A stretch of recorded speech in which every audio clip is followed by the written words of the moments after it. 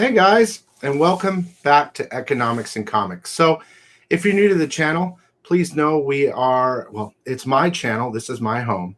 I do comic book reviews, speculation, and I also team up with these guys, the Massey twins, Mike and Joel Massey from GoneWithTheTwins.com, and we do movie reviews. So if you'd like to see non-spoiler movie reviews, in-depth stuff, check them out at GoneWithTheTwins.com. And if you like comic book stuff and all that other goodies, please sub.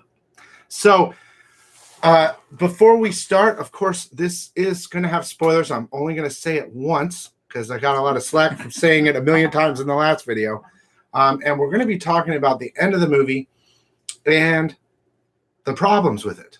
Some conspiracy theories. Yeah, there's just a lot of problems. We are going to analyze. Yeah, we're going to analyze a lot of those things. But I would like to point out that we all enjoyed the movie. So we're not hating on the movie. We're just kind of explaining some of the things that post watching it, you kind of look back and think, did that really make sense? Did this work out? You know, those kind of things. I've had days of just going, gee, that didn't work. Or, oh, wait, that's why it worked. And it's just, and then later on, it changed my mind. Yeah.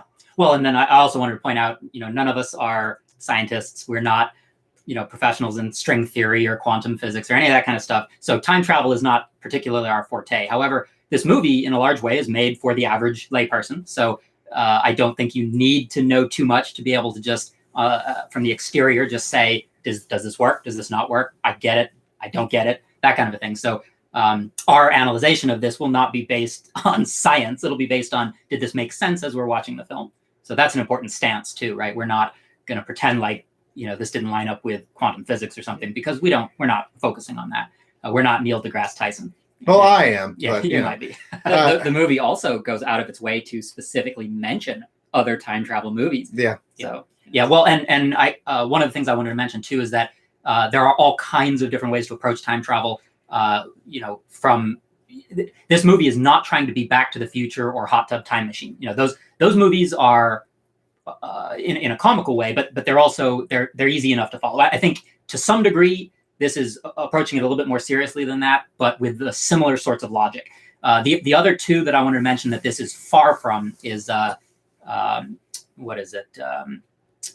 Help me out here. Arrival and what was the Interstellar? Interstellar, yeah. Arrival and Interstellar. So those two might be some of the headiest, most aloof sorts of time travel films, which present things in such a complex way that the average person probably doesn't get it. You need to see it 2-3 times in order to start understanding it. And this movie doesn't go that route either, which is great, because both those movies, Interstellar and Arrival, kind of threw me for a loop. And I think part of that comes from human beings experience time in a linear fashion, right? So you can create theories about time existing all at once or being circular or whatever, but it's very difficult for the average person to comprehend that, because again, we experience things as the past, the present, also future. In the film, we're following the Avengers as they time travel. So everything is from their point of view. So we don't get to see what other people are, experiencing without the Avengers, or as they're time traveling, how it affects things. But so I think one of the things that we should point out, or several of the things, is how the movie itself approaches time travel.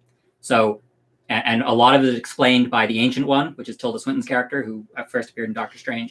But first of all, they say specifically that this is not like Back to the Future. It's not like Hot Tub Time Machine. It's not like Time Cop. So that's like something that they're essentially saying, that going back in the past and screwing with things does not affect the future. Which doesn't make any sense. It doesn't. However, the basis behind that is to say we cannot go back in time and kill baby Thanos. You can't go back in time and kill Hitler. And one of the characters brings that up. They said, why can't we just go kill baby Thanos? And Professor Hulk explains it doesn't work like that. And so this is that concept that we're saying here, that there is no fixing something in the past doesn't fix it in the future. So I think that makes it sometimes a little more simple, sometimes a little more complex. But essentially what that does is it tells you that they are not acknowledging the butterfly effect. There is no butterfly effect. And more specifically, destiny trumps the butterfly effect. Yeah. But in any time travel film, if you create rules and you stick to them, audiences can kind of follow along and comprehend that better. The problem areas come when you create specific rules and then you break them. And this does a little bit of both. But again, time travel is such a fascinating, such an intricate concept that any way you do it, it's gonna be controversial. It's gonna be inspirational. It's gonna be something to talk about. Well, destiny is another huge part of this, because what they're saying is destiny can be altered, but it is extremely difficult. And to back that up, Doctor Strange says he went into saw 14 million future possibilities, and only one of them do they fix what Thanos has done. So that kind of shows you just how difficult it is to mess with destiny. So that's another thing to a point to note. And then the last thing that I'd like to mention, as far as how the movie itself views time travel, is that they are acknowledging or basically setting the groundwork that there is only one timeline. Now, there are ways to mess that up and split off and make multiple timelines, but Tilda Swinton's character specifically says, as long as the Infinity Stones are all in one timeline, then you only have one timeline. So that's something to note, because a lot of other time travel films, the concept is when you go back in time, you go forward in time, you're creating multiple parallel realities and things like that. But this movie's trying to say that's not happening. Do you know when you're in school and you're listening to a teacher and you fall asleep? Well, these guys just put me to sleep. So we're going to move on, and we're going to kind of attack it. And no, I understand what you guys are saying, but not really. And there's a lot of problems. It's going to get a and lot that's more the problem. complicated. That's the problem. But I'm doing my very best to not interrupt them, and as we listen to you guys' comments. So, should we attack it as in talking about the ending first? Yeah, go ahead. You can go ahead and explain. Or? Yeah, you can go ahead and explain the ending, and then we'll try and explain what parts didn't work for us and what parts maybe don't make as much Well, it's sense. not even an issue of the ending. It's the basic plot is, in order to correct Thanos' snap, or rather, not to correct it, but to simply kind of put things not to undo it, but to fix this problem of half the universe being wiped out. They needed time travel, and they needed time travel to specific times to where Infinity Stones are most easily accessible. They need to get those Infinity Stones, bring them back to the present, so that presumably Thanos cannot collect them during the natural course of time that he was planning on collecting them. So They're going to create a new gauntlet to reverse the snap. That's why they're doing it. But yes, they go back at an earlier time to get the stones, where, like you said, easy accessible, and they meet they go through a lot of the old movies. But we'll touch on that. But so basically, at the end, okay, I think we're good. At the end, Hulk snaps his fingers and brings back everyone that died after the initial snap, okay? Nothing before that, just the people that died on the snap. And he brings them into their future 5 years later. That's the first thing. The other part, you're looking at me. Well, Go ahead. I don't want to interrupt you, but for me, that's already like kind of an interesting area of problem, right? Is that you are suddenly putting billions of people back on Earth 5 years into the future without knowing anything that's happened, right? Yeah, but I don't think that I understand what you're saying. But I don't think that really has anything to do with the timeline issues that we're kind of talking about. No, it's it's just an idea of something that when you think about it, it's a little messy, right? And obviously, they did it, and there's a in the lot of context other of the things film, they they could went have done. But, and then,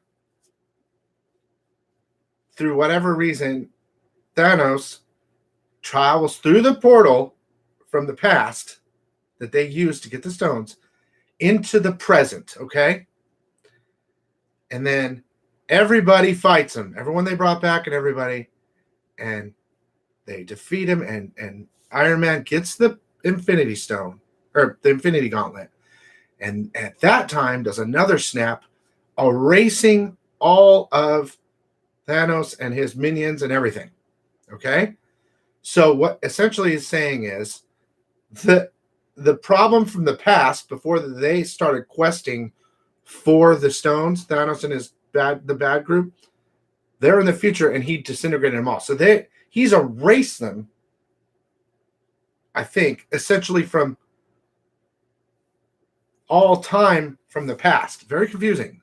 Am I right so far? that's one way to interpret it. But we have other theories. Go for it. So, Go for it. I think the big thing to note is that when Iron Man snaps, he is not removing Thanos from existence. He is simply killing him then and there. Because, if you remove him from existence, now you've created this extra paradox where there's no reason to time travel, there's no snap, there's no reason to put anybody back. So if you remove him from existence, then the Professor Hulk snap would actually double, or it would add half again as much of the population back into existence. So what you'd have to do to straighten that out is you have to let Thanos snap. Yeah. He has to wipe out half of existence so that when Professor Hulk snaps, he brings it back. If you remove Thanos from ever having done his original snap, then what? Well, here's a problem too. But here's my problem with the whole thing. He's from the past, like the timeline of the original Guardians of the Galaxy. Okay, he snaps. He comes into the future and he snaps him out of existence. He is snapping the past Thanos from the Guardians. From that point on, that Thanos away. Okay, not the entire lifespan of him, just from the Guardians of the Galaxy timeline. The problem is when you do that, the Infinity Gauntlet never happens. The war never happens. And as soon as Tony did that, everyone should have disappeared. Yeah. There would have been no Avengers. There would have been Avengers, but they wouldn't have teamed up for the original Avengers yet to go against Loki and protect Earth. It would have been at a beginning stage before Guardians. None of it would have ever happened. The war wouldn't have happened. Nothing. Because he's erasing someone. Does that make sense to you? Yeah, that's what my brain's telling me. That's why I think the only way it really makes sense is if the snap is simply killing him in that current time. Yeah, I think we're used to the snap defining removing something out of existence, but I believe even the first snap is simply killing half the world or half the universe. Yeah, it's still not removing those point. people from total existence. And so I think otherwise, at the beginning of the movie, when Hawkeye, his family disappears, he would not know who that was that disappeared, right? Or he wouldn't even miss anybody. Yeah. But it's simply killing them. Yeah. And so I think that Iron Man snap has to just be the fatal blow. Yeah. If you remove Thanos from anything prior to that, then you doing that would contradict the idea that you can't simply go back and kill baby Thanos. Right? Yeah, because why wouldn't you be able to do that? Yeah. Yeah. So for me, when I first saw this, I think my first interpretation was there's only one timeline until you time travel. So disregarding the fact that there's probably other entities in the universe time traveling, let's pretend that the Avengers are the only ones who have ever figured out time travel. In that context, when they jump back in time, they've created a second timeline. Now, this was my original interpretation of it. And this is when Tilda Swinton's character says, you need to replace the time stones so that you wipe out the other timelines. I've come to believe that they may not have actually created other timelines. But if we think about it in the terms of there's one timeline, you jump back in time and you start messing with things, you've got multiple timelines. If you never go back and put the Infinity Stones back, you're stuck with multiple timelines. And I think that sort of holds a little bit of water. And one of the reasons is because when they jump back in time, they interact with people and places who have already lived through a time when they did not interact with those people and places. So theoretically, when they jump back in time, you've now got two timelines. One in which Thanos proceeds to snap and do all of his normal stuff, and another in which these characters have removed Infinity Stones. And, for example, Frank Grillo, I think was the name of the actor. There's a scene where he's in an elevator and he runs into Captain America. In my mind, there's two timelines, one where that never happened, and then the new one that they created by jumping back into time in which that does happen. Same thing with when Captain America fights Captain America. There's one timeline where he never did, and then there's a second timeline where he does. And again, my original interpretation is that every time you jump back, you're creating an extra timeline. So by the end of the movie, that's one extra thing you have to. Captain America's job is to jump back at the very, very end and fix it all. Okay, that's where it fixes it. Yes, fixes it. So if you believe that he does a very good job of all of that, then you believe that by the end of it, when he goes forward in time, we're back to one timeline. Okay, so real quick. Now that we've got there, let's explain just the final thing because we didn't explain it all. So at the end, Iron Man wipes out Thanos, whatever. He dies, and then they decide to send Captain America back to the original places to replace all the stones. So everything will go, the timeline will stay the same. Okay? Which, first of all, honestly, doesn't make any sense. But so he goes back in time, and he's supposed to come back like really fast in our time. He doesn't come back. He decides to live with Agent Carter, okay? And he becomes an old man. There are so many problems with that. Yeah. And I'm going to start with one that we talked about first.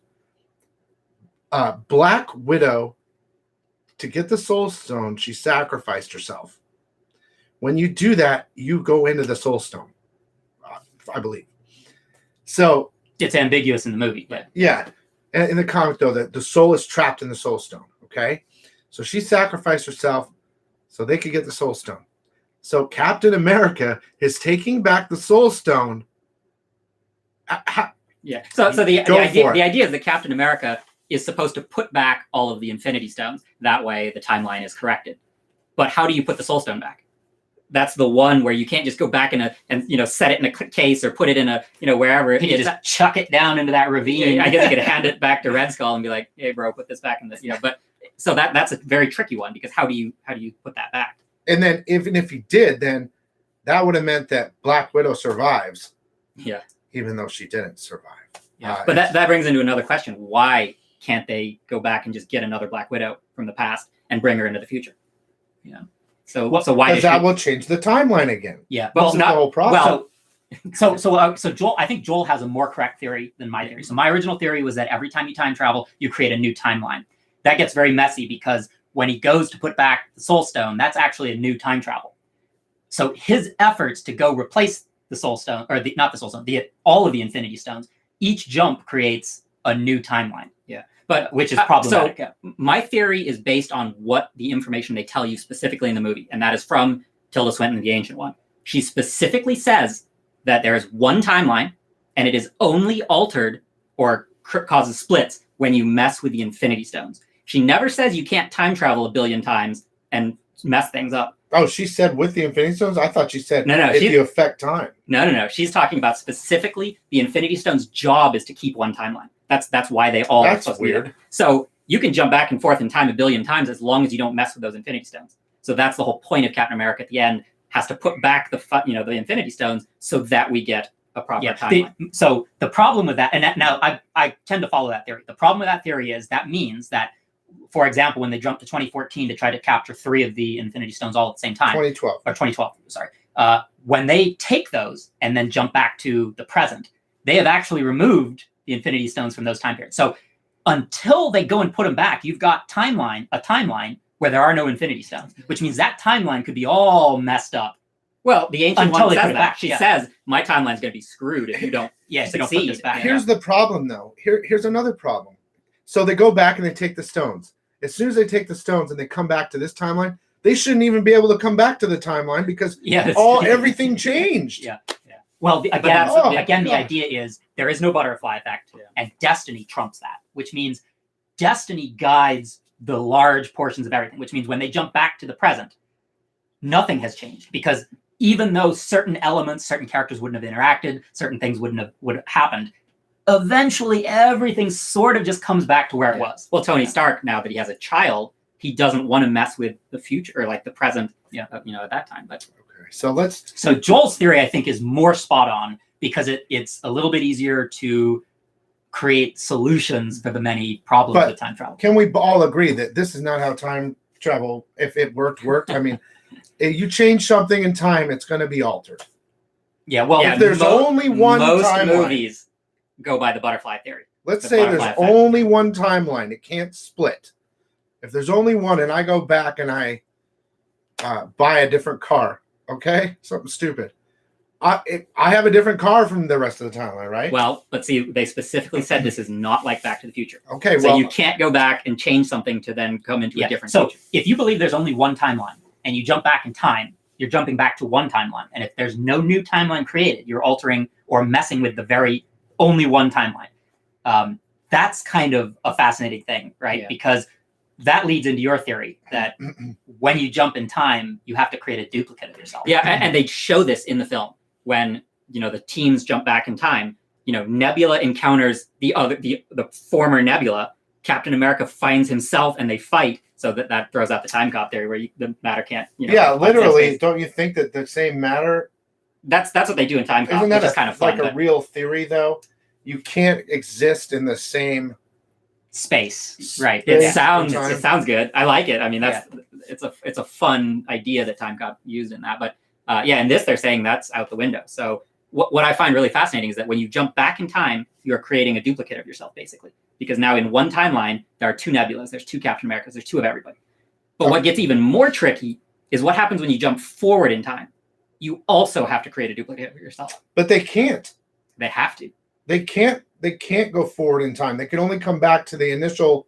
They can only go. Oh yeah, they do. No, like 5 Thanos seconds. jumps into the future. He follows them into the future. Now, this is where it gets really interesting. It's not the future though. It's the present. It's the actual present. They're going back in the past while the present's still going, and that brings them back. It's his future, isn't it? Yeah, because he hasn't collected a single Infinity Stone when he jumps into the future. So for him, it's his future. Yeah, and the only way that works, because in order for him to jump into the future, at that point he hasn't collected any Infinity Stones, which means he hasn't snapped. So if he enters the future, he would be now battling a world in which he never snapped. Which means he would show up and people would be, who's this guy? Right. So this has to be a duplicate. Yeah. That means the original Thanos is still in 2014, hunting down the stones, snapping his fingers, and a duplicate Thanos with, as proven by the movie, a duplicate Nebula and a duplicate Gamora. Because they literally bring the duplicated Nebula into the future or into the present and kill her. Here's another problem. Same with Gamora. They bring the Gamora from the past into the future to where now there's a Gamora. Yeah. Well, if you couldn't do that, Gamora would be dead. She's a Soul Stone sacrifice. So the same way that Black Widow should be permanently dead, Gamora should be permanently dead. And yet she's not, because they go and get her.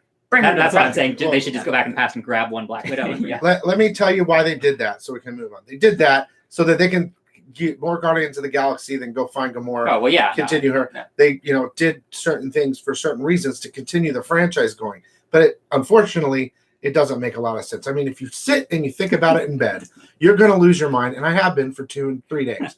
So let's move on, because we should talk a little bit more about it. And there isn't real time crunch, but we've been kind of drifting. So another problem is old Nebula comes in to new Nebula, and the new Nebula kills the old Nebula. Shouldn't that erase the new Nebula? The current Nebula? Yes. Yeah. It's but so again, weird. But again, remember, there's no butterfly effect. Yeah. So there is no time catching up with itself and that Nebula erasing herself because she's now removed the past version of herself. They had to do that. They had to say no butterfly effect and all that in the movie so they could actually finish the movie. Because that's the only way that any of it would work. To the film's credit, I think as I was watching it, everything sort of made sense. Oh, it's great. Which is great, right? It isn't until you come home and you think, then some things start falling. But I will say, for everybody, the first time you watch this movie, you will probably be very, very thrilled with the way everything turns out, and you won't question it. It isn't until you sit on and stew a little bit. It's funny when they say this, this isn't Back to the Future. This isn't Hot Tub Time Machine. You can't just go back there and fix it. It's fun when they say those things, but then when you're done with the movie, you kind of think, well, now wait a second. To go back to your duplicate thing, you had mentioned something really interesting about them jumping back in time, creating duplicates of themselves, which is fact, because Captain America fights Captain America. That is a duplicate, right? Then they jump even further back in time to get Pym particles. That's a new jump, which theoretically means they've created more copies of themselves, right? So as Joel mentioned, it is possible that by jumping back even further to, 1970 or 1950 or whenever it was, when... I think it's the 70s. 70s. When they jump back at that point, there's technically 3 Captain Americas at that point. Yeah. Because you have to create a new version of yourself in order to jump in time. Now, real quick, the reason what's so great about it, though, is they can use it to their advantage. Because this is the end of the Avengers and all these other movies. Well, a lot of other movies are going to survive, but Avengers, I think, is over. But it's created the possibility for these other franchises to branch out and do alternate timelines, realities, alternate villains, and just continue going till the end of time. If they continue to do this, this movie, even though it's ended all the other movies, has created the opportunity for more to come out of it, which is great. But what was another kind of weird? The last one for me, and it's something that's kind of humorous, I think, is that at the very end of the movie, Captain America goes back in time to put the Infinity Stones back, and then he decides to stay. Yeah. That is extremely problematic because now there is one timeline where there are 2 Captain Americas. So what happens to that other Captain America? I have a theory. Okay.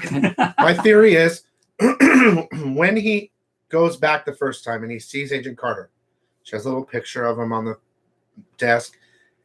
He's missing. He hasn't been unfrozen yet. Yeah. Okay. So if this is the right time period, he goes back, tells her, this doesn't happen, but he tells her, look, I'm frozen. We're not going to find me. And I'm going to stay here with you and live my life and have a family with you.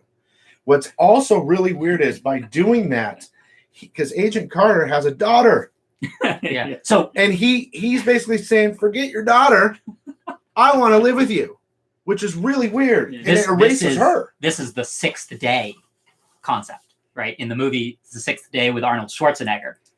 Their version of time traveling is to replace the person, that they time travel to. So they're making duplicate copies, and then they're essentially replacing. It's actually cloning, I think. That's not time travel. It's a very similar idea, because in this, the only way for there to be two Captain Americas is for one of them to have never been discovered, which means somebody plotted to have that guy, never unfrozen, which is devious and uncomfortable. But that's not the only. There are a lot more problems. So we did the. Oh, you want to continue on the Cap? No. That was just the last piece of it. So we did Cap. We did Black Widow. Now, a lot of people I can basically see here, they're wanting to know what happened to Spider-Man. Well, I'll really quick tell you, Hulk snapped his finger, and everyone that had died in the snap came back. So Spider-Man's back. And now he can do his new movie that's coming out soon. So they've fixed all the holes, and they've patched up a lot of emotional wounds and storylines throughout the last 11 years, which was what I thought one of the most exceptional parts of this movie. But you can get lost in the time travel thing. I think a big one we need to talk about is Loki. Yeah. Now, I did a video about that, and I was like, I don't understand. And then I said, oh, wait, I understand. And now again, I'm like, oh, wait, that doesn't work. Yeah, I think from what they show, the only two people that are completely done for are Black Widow and Gamora, except that they go back and get the old Gamora and bring her back. So really only Black Widow is completely done for, according to what they're... And Well, then that's assuming you don't go back and Yeah. just get another one every anytime you want. Well, yeah, but we're talking about Loki. We did that. Yeah. Sick! That's how they do on my channel. Y'all sick, just in case you didn't know. So they go back to after the initial Avengers attack, where they have... when they're all standing around Loki and the Hulk just got done smashing him and they win, they have him and they're giving him over to whatever Shield or Hydra, and they're trying to get the cube at that moment, okay? And they drop the cube, and Loki's, he's cuffed, but he looks around, he grabs it. And this is in the past, so he's not dead. He grabs it and disappears. So does that create an alternate timeline for him to continue living? Well, almost. But they, in the context of the film, they go back even further to undo that. Correct. Yeah. But all they do is go back further to get the cube. Then they go back and they put the cube back so it doesn't change the timeline, which means Loki is going to get the cube again and disappear and escape. So I think it's that way. That's the way they're saying he survived. For everyone that loves Loki, he survived, and he's going to have his own TV show and all this other stuff that's coming up soon. It's possible. The other explanation there would be that the first jump back to the events of the Avengers, right? Or was it Avengers 2? Avengers. What became unnecessary because they went even further back to the 70s to get the Pym particles, to get the Tesseract then. At that point, you could then perhaps assume that as the future plays out, there's no reason to go back to that first time because they screwed up anyway. So maybe they don't repeat that, which means Loki would have never had an opportunity to steal the Tesseract at that point. Really hard to say if that's... I think according to the way the film is presented and that there is supposed to be only one timeline, whoever died by getting choked by Thanos died. Now, the big question for me is, was that Loki? Seems like he's quite a trickster. And I've thought about that too, because we talked about that last year, right? Or Infinity War, which of course was a great movie. But when he chokes him out in the beginning of Infinity War and he dies, he turns like a grayish blue, I believe. He loses color and he kind of turns, which is Frost Giant. Because that's initially everything you see is magic. He doesn't really look like that. He's actually, I believe, people can comment in the chat, he's actually a frost giant. He's blue. So when they killed him, he lost color and looked a little bit blue-gray. So he died. And that's the only reason they went back to get Loki to grab the cube and disappear, to save him for the fans. And so he can continue on. That's my idea. But it still doesn't really work right. I think the basis is they brought the people back with the visual snap, and then they snapped out Thanos and his minions, and hopefully that was enough for all of us to say, okay, it all made sense. It's one of those things where you're not really supposed to dive into this much. You're not supposed to try and pick it apart this much. But people will. Yeah, no, yeah. It's kind of it reminds me, there was a cartoon I saw not too long ago where there's a time machine, right? And there's two scientists, and the first guy gets out of the time machine and he says, "I went back in time and killed Hitler." And the second scientist says, "Who?" And I think that really sums up what's happening with Thanos. If Thanos jumps into the future, he's now inserted himself into a timeline in which nobody's going to know who he is, because he has yet to collect the Infinity Stones, has yet to snap. So it's but that's the most problematic. The thing is that they're saying it does not work like Back to the Future. You cannot go back in the past and alter something. Well, again, what you mentioned at the start, this is from the viewpoint of the Avengers, who are the ones time traveling. If you were to take a bystander watching these events, there would be so many instances where things just pop up, and you would question every few years. There'd be something come up, and you'd say, when did that guy get here, and that kind of stuff. So again, it works from the perspective of the Avengers. Anybody else, especially I'm thinking people who knew that Thanos began his mission to collect the Infinity Stones, and then all of a sudden he disappears. And then they're thinking, well, what happened to this big effort to go collect it? Well, here he is, however many years later. Oh, I guess he got him. But no, all of those people would have had to interact with him at some point. Here's the thing why I'm saying that if they go back in time and they put everything back, the timeline doesn't change. The only problem is that's why they brought him to the future. Yeah. Like they planned it, but they really didn't.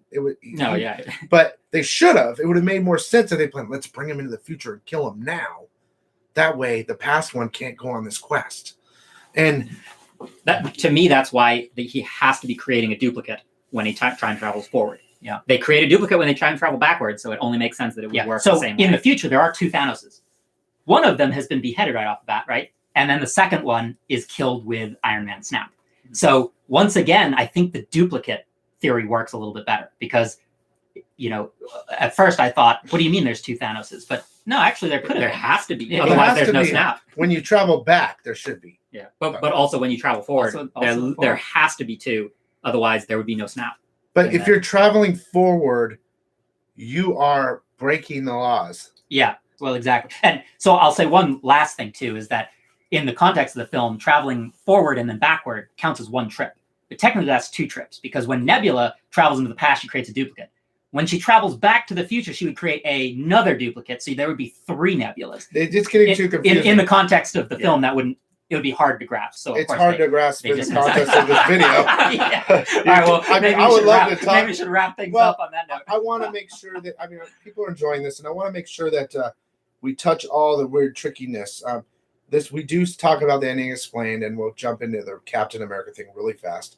He's an old man now because he went back in time and didn't come back. And he's an old man. And so he's there and he sees Bucky and Sam, and he gives the shield to Sam. Now, to me, there's a little conspiracy there. I'm not going to get into it. Watch the conspiracy video that I did. And both those two have been Captain America, so it's fine however the way they went, okay? There was one other little quick thing. In the funeral, they're going through all the people, and I've had people reach out, and now I know the answer, and I think you guys are probably going to want to know this. Everybody's there at the funeral. Everybody from all the movies. And they're panning through everybody. And they're panning. And they get to the end. And there's this kid, a teenager. And we're all like, who the hell is that? I'm like, oh my God, who is that? That might be a secret spoiler. Blah, blah. It's the kid from Iron Man 3 that helps him build his suit back when he was having problems. So he's grown up, of course. So that answers that. any other, I mean, yeah, there's a lot of problems with the time theory and all that. But I think let's pretty much all of the Let problems. me check your little thing. Everything comes from the time travel. That's where all of it becomes difficult to grasp. I just feel like we always, every time we miss something, and I don't want to miss it this one because I'm getting tired of making these videos, even though it's going to be talked about forever. I do want to bring up my little theory before we end, and thank you guys for coming, and thank you guys in the chat about the alternate endings. Like, I truly believe I'm being a conspiracy theorist, so I truly believe that they made an ending giving the shield to Bucky instead of Falcon. I truly believe they made an ending where Captain dies, not Iron Man, because Captain, they want to be nice to Captain and send him out, but at the same time, they're depriving Iron Man of time with his daughter. He had a daughter, everything he wanted. And Captain America is messing up Agent Carter's life because he's basically erasing the existence of her daughter so he can have relations with a woman for once, because he really hasn't in any movies. I think he's kissed a couple girls. He has a dance. He gets to dance. Well, from a logistical standpoint, an editing standpoint, I think it would be far easier to film 2 endings with Bucky and Sam. That's not necessarily with Iron Man and Captain America. Then that changes a lot of. You'd even have to change the funeral scene at the end. You'd have to change so many things. That's the easiest part. Yeah, but one of them dies in the battle, and then one has a different funeral. Well, you'd have to film a lot of different action scenes too, because it's crucial for Iron Man to be the one to snap, and Doctor Strange to look over at him. Snap, but I love that theory, but I'll tell you why it doesn't work, and that is specifically Doctor Strange tells Iron Man, if I tell you what's going to happen, it won't happen. Yeah. And he specifically points at him. He's basically telling Iron Man, look, you're the one that's going to die for this. I don't think that's what he does. I think he's signaling him, you need to act. Yeah. Yeah. And like, this is the one time. Yeah. If he was saying you're going to be the one that dies, he'd go. But it's pretty implied that he says, I can't tell. In fact, the greatest irony of that, though, is that goes against the rules of predetermined destiny. Yeah. By him saying, well, I can't tell you what's going to happen because then it won't happen. But it's going to happen anyway. But here's another reason to back up my point. Doctor Strange gives up the time stone with the condition, let Iron Man live. Doesn't that tell you right there that means Iron Man is the most important part of the entire puzzle? So if it didn't matter if Captain America or Iron Man, whoever does it, no, it has to be Iron Man. That's the only time. So as somebody in the chat pointed out, perfect. Black Widow is dead, and I guess Iron Man also has to be completely dead. He's done for us, unless they want to just go back in time and grab another maybe one. Just the last little thing is, because they go back and put all the Infinity Stones back, that means they still exist, which means somebody else who says, oh, Thanos has got a great idea, could then pursue this same thing, right? So they didn't actually, it's a temporary solution. Yeah. The same way that Thanos' master plan is only a temporary solution, because if you wipe out half the universe, it's only a matter of time before societies repopulate themselves, right? And to Thanos, when time doesn't really mean anything, he could be sitting in his snap once a week. Yeah, exactly. Yeah, so it's but having said that, it's still a very entertaining, fascinating. You look thing. Deep in thought. I wish they had been able to film 2 different endings and all that stuff. Oh, they did. I think they did with the Bucky and the Sam thing, but I think too many things ride on the fact that Iron Man has to be the one to sacrifice himself. I really hope that Loki survived with the Tesseract, which they're trying to imply. That scene wasn't in there for nothing. No. So you're absolutely right. They did it for us. That's an out. Yeah, that's an out so that they can try to say later on, oh, Loki's not dead. Yeah. And no, I remember I didn't interview him. He was at Comic-Con, and they were asking him, so what happens in Endgame? And he said something like, you'll be, he didn't spell anything, but it'll be a pleasant ending for Loki or something like that. Or implying that it'll be okay. He did a good out of the movie. I think they were talking to no, whatever. Overall, though, I absolutely love this movie. I know that you have your different views and things don't work, but they finalize things, even though it puts a lot of questions in our mind and goes, oh, wait, that doesn't work. This doesn't work. They did it for a reason, so that every other franchise, Guardians, Thor, Black Widow can still have her movie in the past, which they would do anyway. All these new shows with Falcon and Loki and even Doctor Strange, because he's back, can exist without the Avengers giant thing. But 11 years worth of a masterpiece, and I I'm going to go see it again. I think it's a testament to the Beautiful. quality of the film that we're still talking about it. Many Yes. days, you know, if obviously we didn't hate the film, but you know, if the film wasn't so well orchestrated, anyways, we wouldn't still be sitting here talking about it. Yeah, well, we would say, oh, it's time travel didn't make sense. Forget it. But it is something that's Well, fun it to doesn't. revisit. It doesn't, but you know what? They did a damn good job trying to make it make sense. So I hope you guys enjoyed. Please sub if you like this type of stuff. We do movie reviews once a week usually. I have a lot of comic book knowledge and great vids. And if you like just pure, pretty much non-spoiler reviews, check out these guys at gonewiththetwins.com. They're really good and really knowledgeable. I love you guys. Thank you so much for tuning in, and we'll see you next time. Bye.